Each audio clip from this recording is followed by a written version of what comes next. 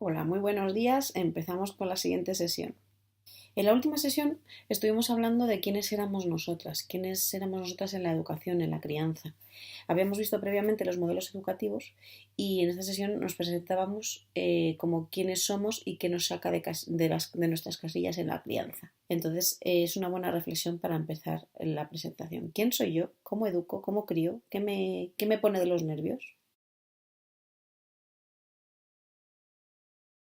La disciplina positiva considera al ser humano como un todo, es holística. Está enfocado en las metas futuras, no está enfocado en objetivos a corto plazo. En las metas futuras influirá el contexto y el entorno social. Está basado en que estamos diseñados por defecto con un sentimiento de inferioridad. Y entonces se va compensando según las situaciones y experiencias de la vida. Vamos aprendiendo a compensar ese sentimiento de inferioridad y a ir viendo que somos iguales que los demás. Y nos basamos en dos necesidades básicas: pertenecer y sentirse importante. Porque somos seres sociales y necesitamos del otro. La sociedad necesita desarrollar pertenencia en todos los individuos porque todas las personas necesitan contribuir. Tenemos un interés social que está inherente en nosotros. Y el foco de la disciplina positiva siempre va a estar en el adulto.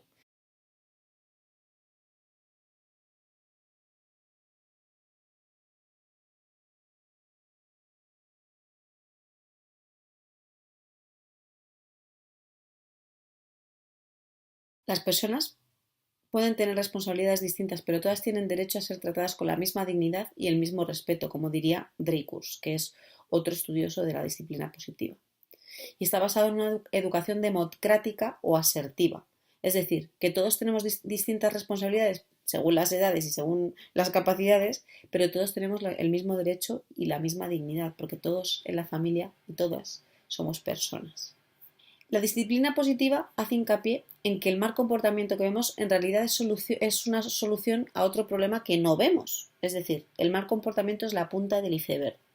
En el mal comportamiento, pues llora, grita, pega, está escondiendo unas creencias inadecuadas de lo que el niño cree que tiene que hacer para llamar la atención y para satisfacer esas necesidades de pertenecer y de ser importante.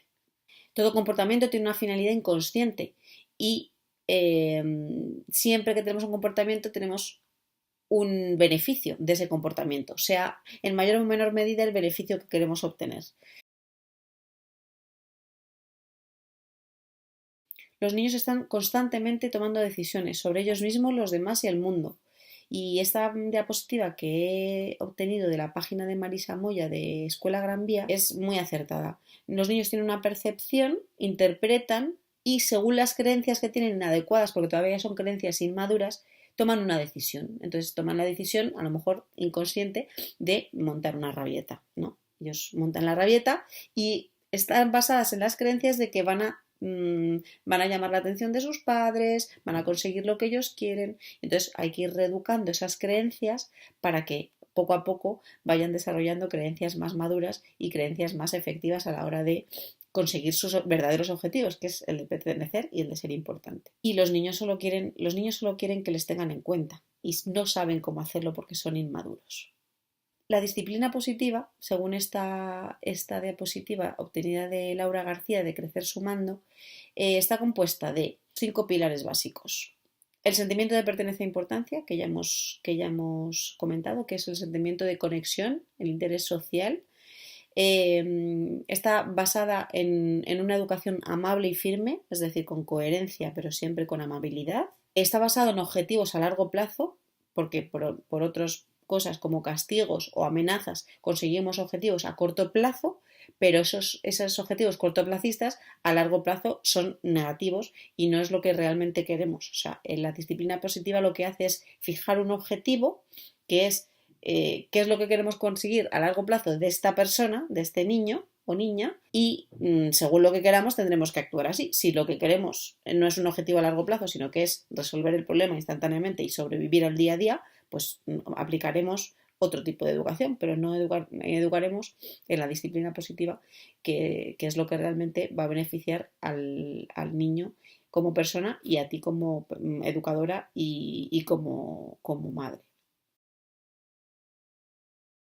proveer a esos niños y niñas de las habilidades necesarias para la vida, las necesidades emocionales, sociales y cognitivas. Ello conlleva un trabajo constante, continuo, desgastador, con mucha energía, que tenemos que ir practicando a lo largo de todos los días, todos los minutos del día. Pero bueno, todo tiene su recompensa. Porque lo que al final vamos a hacer es hacer un niño con capacidades y fortalezas propias. No vamos a tener niños con baja autoestima, que no sepan tomar decisiones, sino vamos a tener niños y niñas que crezcan como personas autónomas, personas felices, contentas, autosuficientes. Siempre va a estar basada en un respeto mutuo, porque al final los niños y las niñas son personas como tú y como yo. Entonces, estará basado en un respeto a mí misma, como con mis propias necesidades, un respeto a ti, un respeto al contexto, a las cosas, a la naturaleza, y esto va a dar como resultado una educación eficaz y con respeto mutuo. Eso sí, los retos y desafíos de hoy son infinitos. Rabietas, la hora de comer, la hora de dormir, el no querer compartir, el yo quiero, el no quiero, no quiero, el morder a otros, el pegar, el coger las cosas de los demás sin permiso. O sea, un montón de infinitos comportamientos que tienen que ser corregidos poco a poco con amor y respeto. Y que con ese amor y respeto que vamos a corregir esos comportamientos, vamos a conseguir eso a largo plazo, tener unas cualidades maravillosas para el día de mañana, como son la generosidad, asertividad, valentía, honestidad, confianza, creatividad, pensamiento propio, autoestima, comunicación, valor, iniciativa, etcétera, etcétera, etcétera. Porque ¿cómo aprenden los niños? Pues básicamente aprenden de dos formas.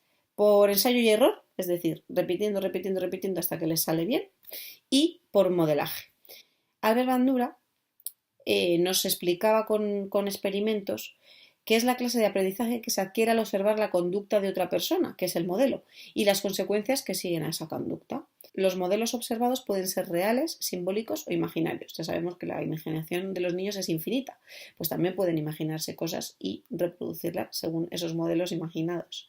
Pero lo más normal es que esos modelos imaginados hayan sido previamente observados en algún otro contexto, ¿no? ¿Y qué son las neuronas espejo? Las neuronas espejo van a ser esas neuronas que nos hacen ser capaces de sentir empatía. Es decir, hay estudios de investigación realizados en primates que demuestran que existen estas neuronas espejo. Estas neuronas espejos son neuronas que detectan las emociones, el movimiento e incluso las intenciones de la persona con quien hablamos y reeditan en nuestro propio cerebro el estado detectado, activando las mismas áreas que en el cerebro de nuestro interlocutor, creando así un contagio emocional. Esto es lo que dice Daniel Goleman en su libro La inteligencia emocional, y esto ha sido probado con estudios científicos. Y por eso vamos a tener un bebé que se está riendo porque nosotros nos estamos riendo. Cuando ya el niño es capaz de ver y visualizar la sonrisa del adulto, antes no, previamente no, porque el sistema ocular está inmaduro y no puede reproducir porque no ve. Cuando ya empieza a ver, las neuronas espejo empiezan a funcionar y entonces tú le estás sonriendo y él aprende a sonreír a base de lo que tú le estás transmitiendo, y al mismo tiempo se están activando las zonas cerebrales del bebé iguales que las que estás teniendo tú. Una cosa muy fantástica. Así que esas neuronas espejo van a ser vitales para que los niños aprendan empatía, y sobre todo también, aparte de las neuronas espejo, las neuronas normales que reproducen conscientemente. O sea, si quieres gritar, si no quieres que griten, no grites. Si quieres enseñarle a comer solo, pues tendrás que enseñarle lentamente y que te vea hacerlo bien. Si quieres enseñarle una nueva palabra, te pones delante de él y le comunicas la palabra muy despacito para que ellos vean y puedan reproducir. Todo esto requiere una paciencia infinita, pero así es la crianza. Un poquito de neurociencia. Vamos a hablar de la estructura cerebral muy por encima. Desde el nacimiento de los primeros 3 años de vida, el complejo reptiliano y el sistema límbico se encuentran muy desarrollados, porque son como la base primitiva de nuestros ancestros. Los cerebros primitivos pues surgieron por esas dos partes, ¿no? El complejo reptiliano y el sistema límbico. Y luego nace la corteza prefrontal, que es la corteza que nos hace ser seres pensantes, el neocortes, que es la que posibilita, entre otras funciones, el razonar, procesar las emociones recibidas, control de impulsos, la tolerancia a la frustración. Desde el punto de vista de desarrollo, en los niños muy pequeños predomina el hemisferio derecho, sobre todo durante los tres primeros años. Estos todavía no dominan la capacidad de emplear la lógica y las palabras para expresar sus sentimientos, y viven totalmente en el presente. Para ellos la lógica y las responsabilidades y el tiempo todavía no existen, según lo que afirman Daniel Siegel y Tina Payne Bryson en su libro El cerebro del niño.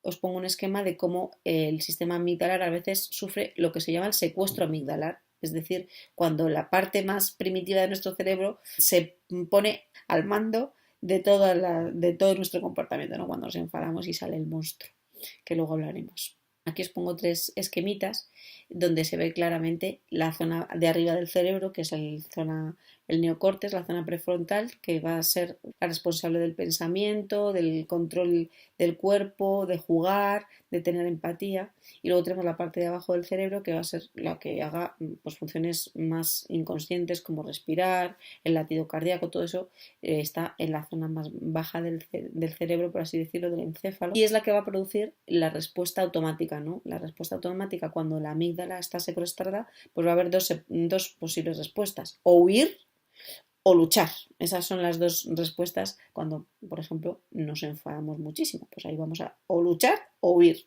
Esas son las 2 respuestas que vamos a tener con nuestros hijos. El cerebro de arriba es más receptivo y es el que hace la cocreación y el que ayuda a conectar entre las personas. Y el cerebro de abajo es más reactivo, ¿no? Y con el cerebro de arriba tenemos que intentar calmar al cerebro de abajo cuando de repente la amígdala dice que se pone a cargo. En este esquemita pues vemos como la alegría está al mando de la zona racional y luego tenemos las otras emociones básicas que están en el cerebro más abajo, que son el asco, el miedo, la ira y la tristeza, que son cuando realmente toman el mando del cerebro, que también lo toman a veces, pues la alegría, que es la zona más racional, pues tiene que ir tomando otra vez su espacio para volver a controlar esas emociones básicas.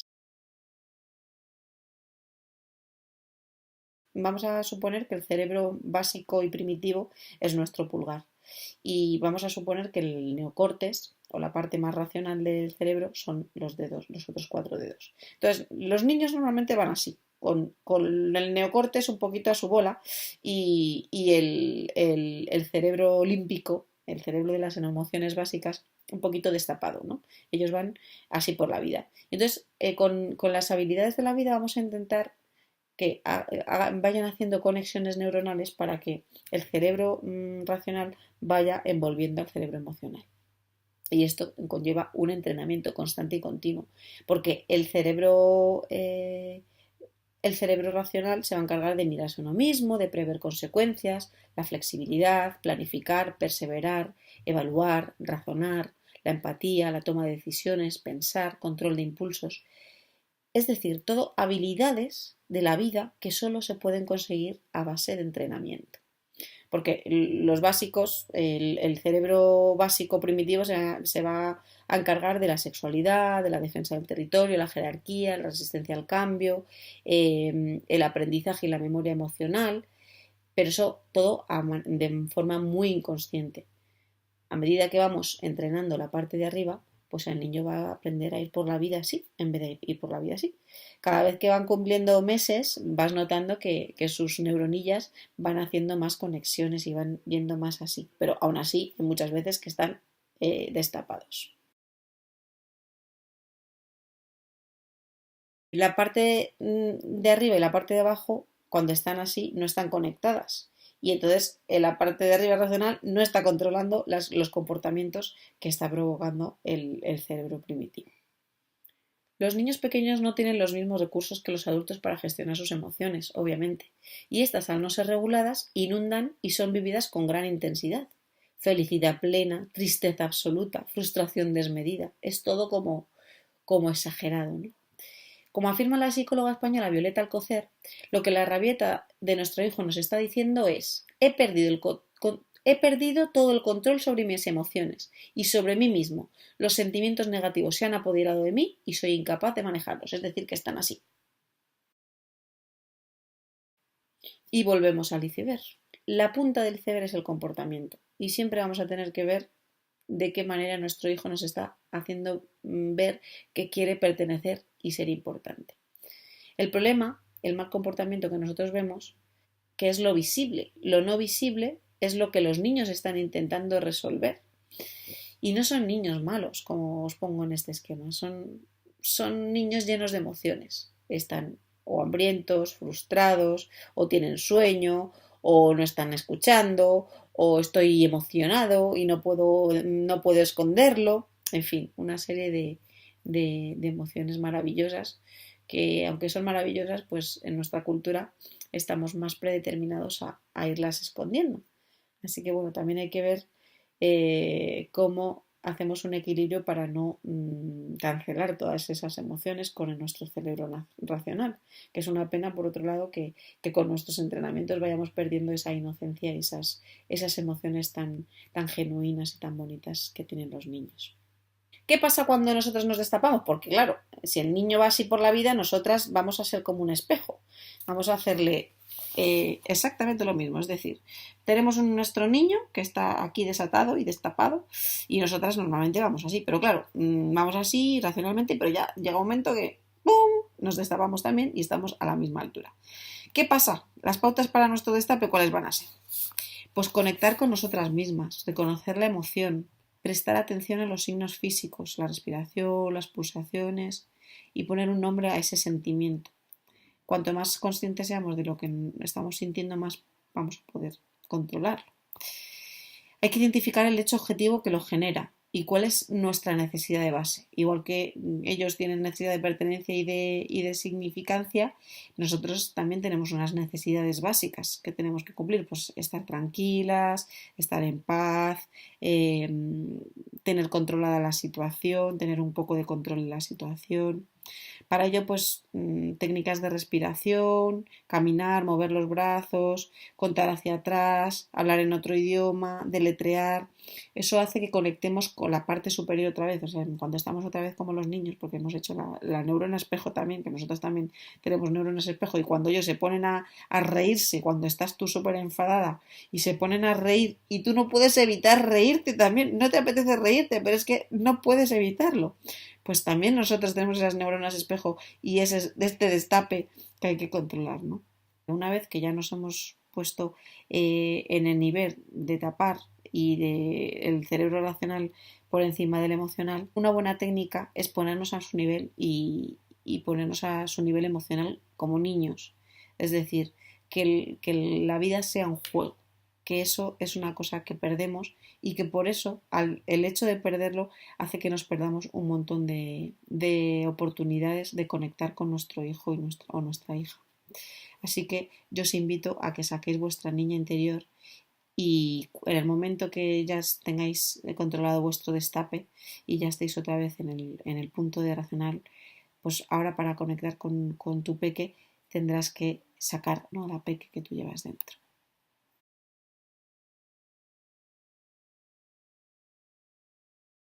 ¿Qué pasa cuando el otro está destapado y no hay quien le controle? Pues eso, hay que reconocer las señales físicas, la cara roja, la transpiración, se lo puedes ir comentando.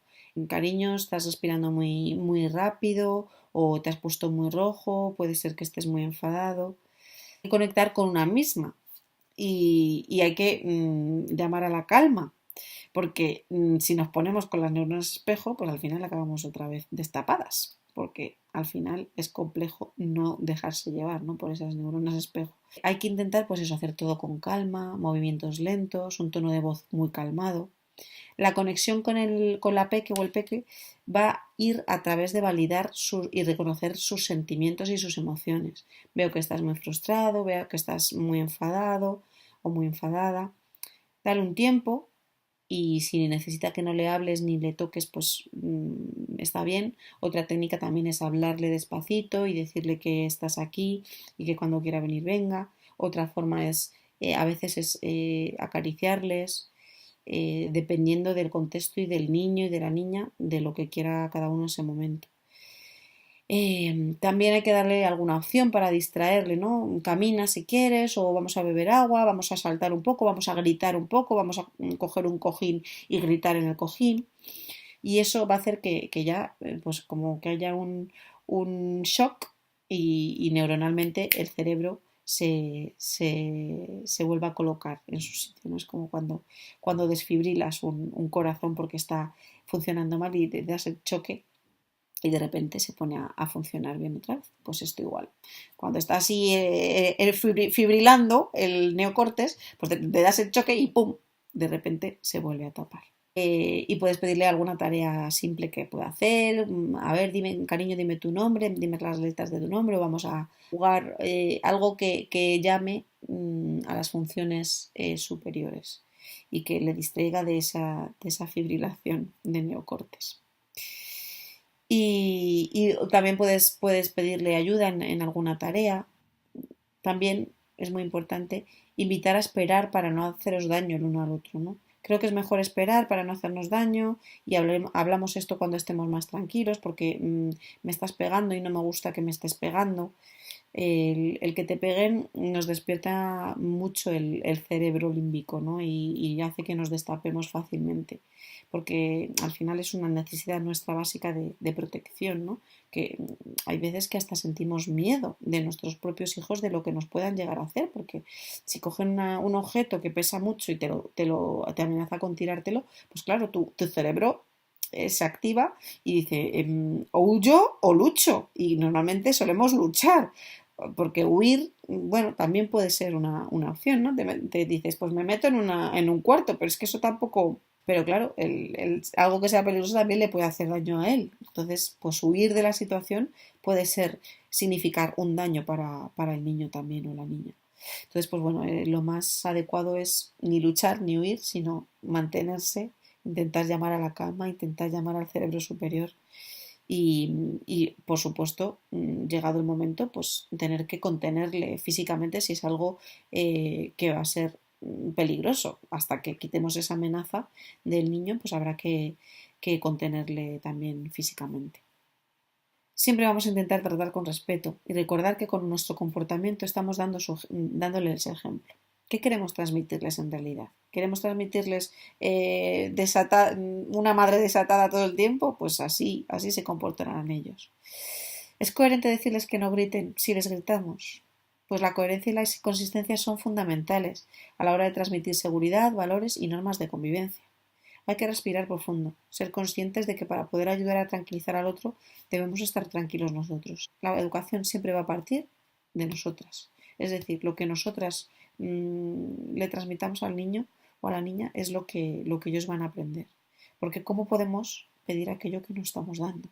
Y a veces esto no resulta posible, pues porque hay días que estamos muy cansadas, y sobre todo las madres solteras por elección, a veces estamos muy agotadas y lo ideal sería en ese momento poder delegar, ¿no? Llamar a alguien, oye, hoy no puedo más, me queda toda la tarde por delante, por favor ven y ayúdame. El problema es que en nuestra sociedad y sobre todo en las ciudades grandes nos es muy difícil llamar y pedir, sobre todo pedir cosas que necesitamos y eso debería cambiar, pero es difícil cambiarlo. Hay que intentar sintonizar, tener presente que muchas veces estas situaciones comienzan cuando el deseo del niño y el adulto no coinciden. Por ejemplo, el niño quiere jugar con el adulto y el adulto quiere hacer alguna otra actividad que no le involucre activamente, es decir, quiere leer, por ejemplo, ¿no? Y estar un poquito tranquilo. Pues bueno, hay que combinar parte de los dos. Si nosotros estamos toda una tarde sin hacerle caso a un niño, a una niña, pues al final va a requerir nuestra atención. Para eso, una técnica buena que leí el otro día en un artículo me parecía, pues, un ratito de conexión, juegas un ratito, luego otra vez desconexión, porque ellos se ponen a jugar y se entretienen y están un ratito conectados consigo mismos y no necesitan de tu colaboración.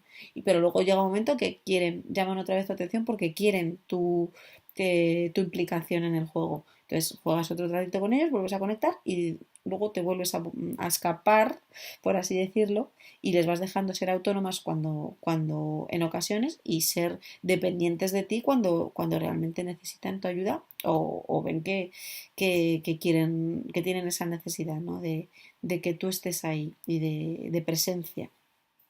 En cuanto a la conexión, cuando el niño está desatado, siempre hay que conectar primero con el lado derecho, ¿no? Decíamos que los niños tienen muy desarrollados el lado derecho del cerebro. Entonces, el uso de la lógica no suele surtir efecto hasta que se responde a las necesidades emocionales. Reconocer sentimientos sin juzgar. Hay que reconocer sentimientos y verbalizarlos para que ellos vayan conectando también y sabiendo que sus emociones están siendo representadas por sus comportamientos y nosotros reconocemos esos comportamientos y reconocemos esas emociones, sin juzgarlas como positivas o como negativas. El contacto físico, el tono de voz afectuoso, la expresión facial, la empatía, hacemos pausa, calidez y afecto, lo que decíamos antes.